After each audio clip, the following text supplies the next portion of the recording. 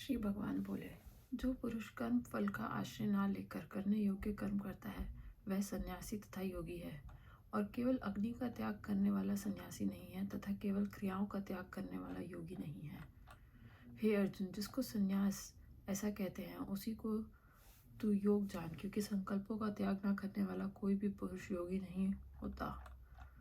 योग में आरूढ़ होने की इच्छा वाले मननशील पुरुष के लिए योग की प्राप्ति में निष्काम भाव से कर्म करना ही हेतु कहा जाता है। और योगारूढ़ हो जाने पर उस योगारूढ़ पुरुष का जो सर्व संकल्पों का अभाव है वही कल्याण में हेतु कहा जाता है। जिस काल में ना तो इंद्रियों के भोगों को और ना कर्मों में ही आसक्त होता है, उस काल में सर्व संकल्पों का त्यागी पुरुष योगारूढ़ कहा जाता है। अपने द्वारा अपना संसार समुद्र से उद्धार करे और अपने को अधोगति में ना डाले, क्योंकि यह मनुष्य आप ही तो अपना मित्र है और आप ही अपना शत्रु है। जिस जीवात्मा द्वारा मन और इंद्रियों सहित शरीर जीता हुआ है, उस जीवात्मा का तो यह आप ही मित्र है। जिसके द्वारा मन तथा इंद्रियों सहित शरीर नहीं जीता गया है, उसके लिए वह आप ही शत्रु के सदृश शत्रुता में बरतता है।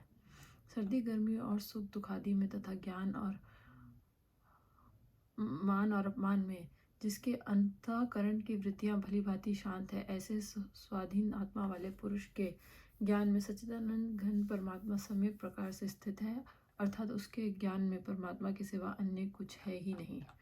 जिसका अंतःकरण ज्ञान विज्ञान से तृप्त है, जिसकी स्थिति विकार रहित है, जिसकी इंद्रियां भली भांति जीती हुई हैं और जिसके लिए मिट्टी पत्थर और स्वर्ण समान है, वह योगी युक्त अर्थात भगवत प्राप्त है, ऐसा कहा जाता है। सुहृद मित्र वैरी उदासीन मध्यस्थ द्वेष और बंधुगणों में धर्मात्माओं में और पापियों में भी समान भाव रखने वाला अत्यंत श्रेष्ठ है। मन और इंद्रियों सहित शरीर को वश में रखने वाला आशा रहित और संग्रह रहित योगी अकेला ही एकांत स्थान में स्थित होकर आत्मा को निरंतर परमात्मा में लगावे। शुद्ध भूमि में जिसके ऊपर क्रमशः कुशा मृगछाला और वस्त्र बिछे हैं, जो ना बहुत ऊंचा है और ना बहुत नीचा है, ऐसे अपने आसन को स्थिर स्थापन करके उस आसन पर बैठकर चित्त और इंद्रियों की क्रियाओं को वश में रखते हुए मन को एकाग्र करके अंतःकरण की शुद्धि के लिए योग का अभ्यास करे। काया सिर और गले को समान तथा एवं अचल धारण करके और स्थिर होकर अपनी नासिका के अग्रभाग पर दृष्टि जमाकर अन्य दिशाओं को ना देखता हुआ ब्रह्मचारी के व्रत में स्थित भय रहित तथा भली भांति शांत अंतःकरण वाला सावधान योगी मन को रोककर मुझ में चित्त वाला और मेयर प्रयाण होकर स्थित होवे।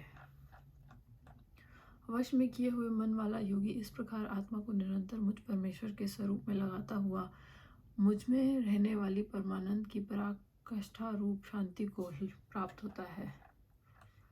हे अर्जुन, यह योग ना तो बहुत खाने वाले का, ना बिल्कुल ना खाने वाले का, ना बहुत शयन करने के स्वभाव वाले का और ना सदा जागने वाले का ही सिद्ध होता है। दुखों का नाश करने वाला योग तो यथा योग आहार विहार करने वाले का, कर्मों में यथा योग चेष्टा करने वाले का और यथा योग सोने तथा जागने वाले का ही सिद्ध होता है।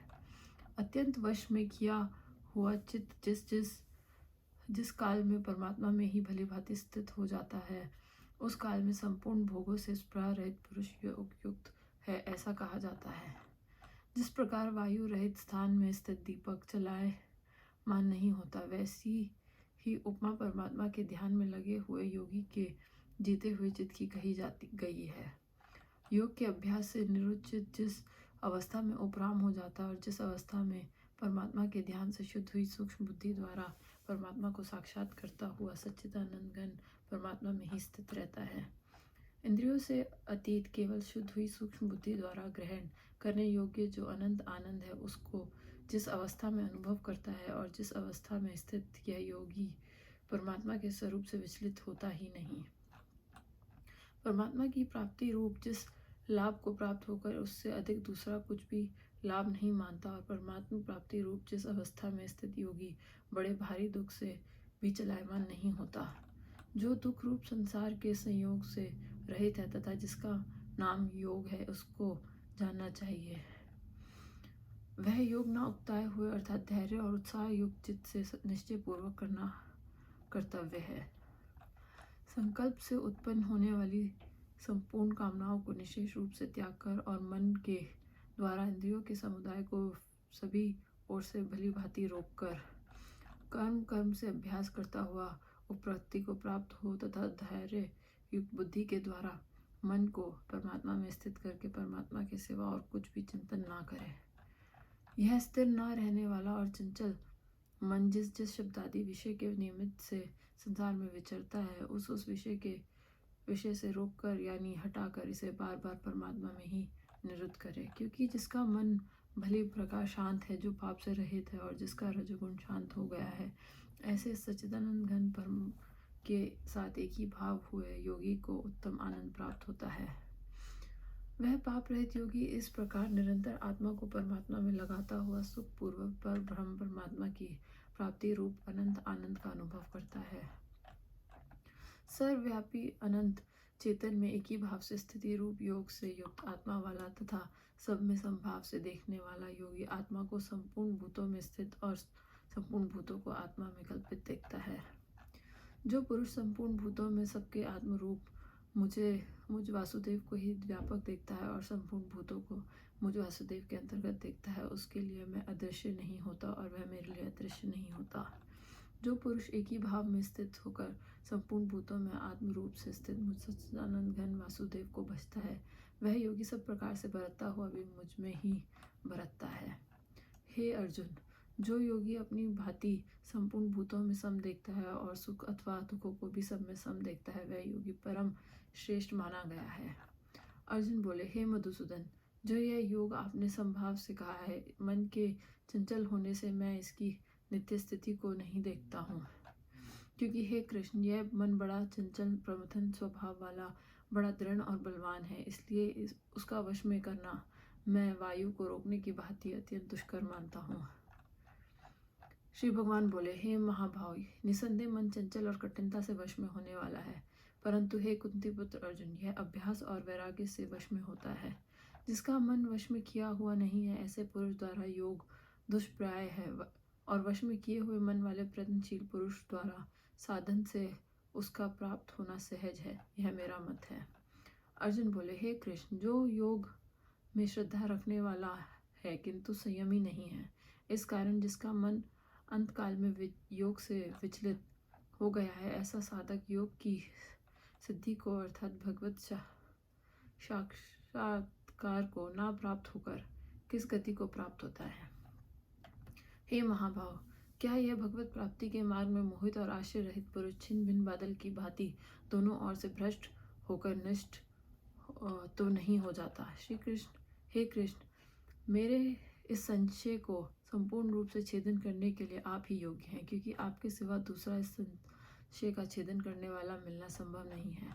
श्री भगवान बोले, हे पार्थ, उस पुरुष का ना तो यह लोक में नाश होता है और ना परलोक में, क्योंकि हे प्यारे, आत्मोद्धार के लिए अर्थात भगवत प्राप्ति के लिए कर्म करने वाला कोई भी मनुष्य दुर्गति को प्राप्त नहीं होता।